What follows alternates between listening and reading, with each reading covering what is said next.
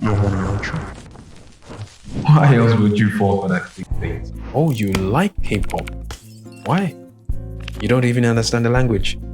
Sure, the culture is fascinating and everything, but that's not why you like K-pop. You like the mild arousal it gives you, don't you? Yeah. I'm not going to be the one who shames you for something so...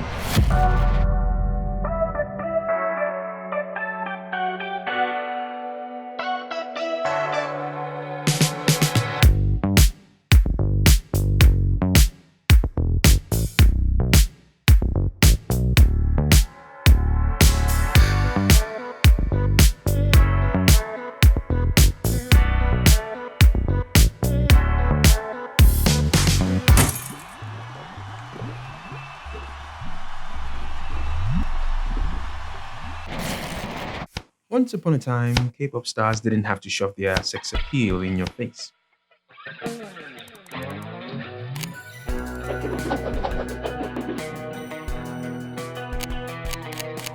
There was a mild yet infectious relationship between a fan and an idol. A few handshakes here and there, the occasional spewing of the sacred "I love you" sentence on stage, just enough to keep the pot boiling, I guess.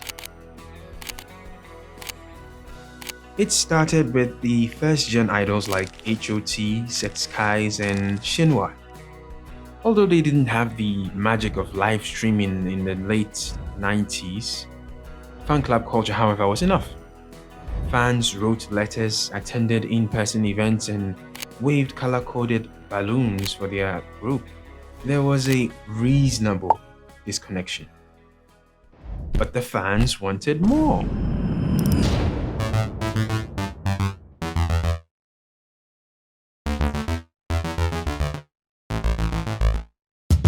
A step into the future with the second-gen idols like TVXQ, Super Junior, Big Bang, Girls' Generation, 2PM expanded the concept. This was when physical closeness or skinship, hugs, touches, mock kisses became a common fan service tactic.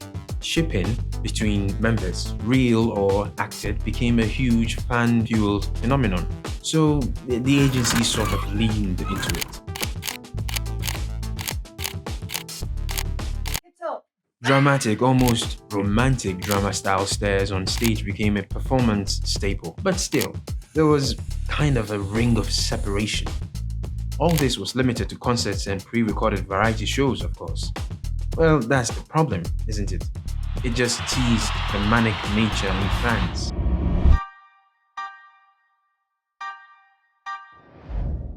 Now, with V Live, launched in 2015 and later Weverse, Instagram Live, TikTok Live, idols could reach fans instantaneously. Agencies realized, however, that there is a parasocial goldmine that this offers. The illusion of being private with your favorite idols. Emotional intimacy was common in this era. Idols could be open and share everything. They could address scandals, eat on live, comfort fans directly, and casually flirt with them. And of course, as time went on, fans became used to this type of attachment. They started to expect the same kind of openness from every other idol, which created a subtle pressure on the idols to be extra vulnerable. And signs were showing that the scales were about to tip over.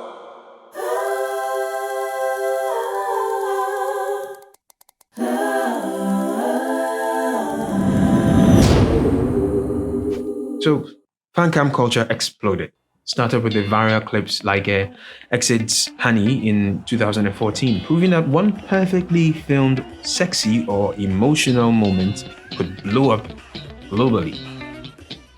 Male idols like BTS's Jungkook, Stray Kids, Hyunjin, Artise's Sun developed almost a sort of character role for stage and another character for fan service. The teasing smirk, the shirt lift, the bit lip, the dramatic forehead wipe. Fans wait in their numbers for those exact moments, and these idols never disappoint. Of course, K-pop didn't invent sex appeal. it industrialized it.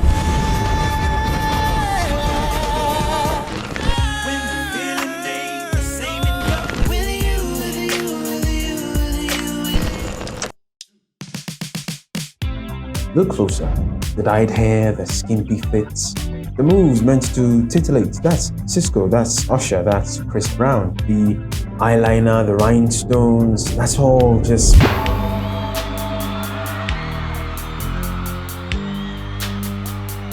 K-pop cherry picks all of this. The R&B swagger, the Western sensuality with Korean precision, and then dials it up to 11. It is the ultimate assembly line. Idols are groomed from childhood to move perfectly, to sing emotionally, and to look so good. You question reality itself. Are these elves or are these, well, they're a mix between fantasy and reality, I guess.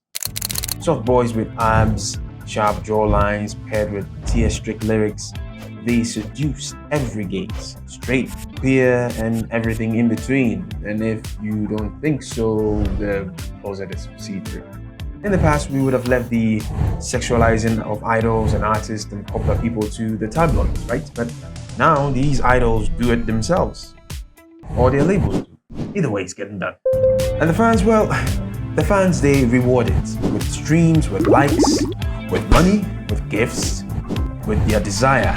And that's the problem, right? Desire isn't just a side effect anymore. It is the product. At a certain point, it stops feeling like art and it starts feeling very corporate. No matter how naked it gets or how hard it goes, don't get me wrong, some K-pop songs hit the brain and the loins at the same time.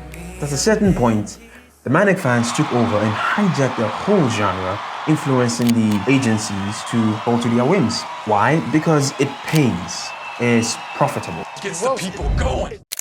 All efforts placed in the aesthetics and what it looks like other than what it should feel like. The artists have no real contribution to the songs they sing or how it's being perceived by their audiences. At a certain point, K-pop started feeling as if it was...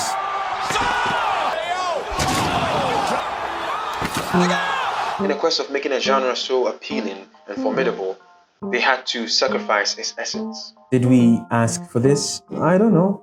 Probably. But the body wants what the body wants. A deal was struck between Jungkook and your libido or whatever, new click once. The algorithm noticed and served you 2 more. And then the agencies noticed and they served you 3 more. It went on and on and on. Now it's everywhere.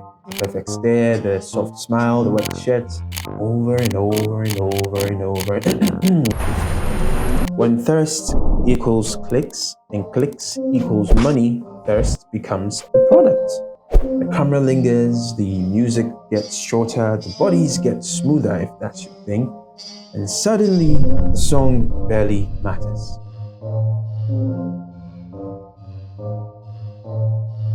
Like the raging hormones of an adolescent boy hoping to see some boobs, the K-pop thirst cannot be quenched. And to answer the question from the beginning, you were always horny. K-pop just gave you the best excuse to stop hiding it. Anything successful acts like a cancer. It gets adapted and implemented on many fronts, in many businesses and structures the world over, time and time and again. So which genre would be next? Is it Afrobeats? Another genre that's looking to break into the Western world and dominate? Will they take the route of K-pop and copy everything, making it more appealing than relatable, more titillating than reflective? If you see music as something disposable and just for the moment, then this is good news for you. But if you are a music lover like I am, then you can smell the woe in the air, can't you? Maybe the pendulum is swinging and that's all it is. It does that every now and then. And I hope that's all it is. 'Cause if not, we're in for some. Oh,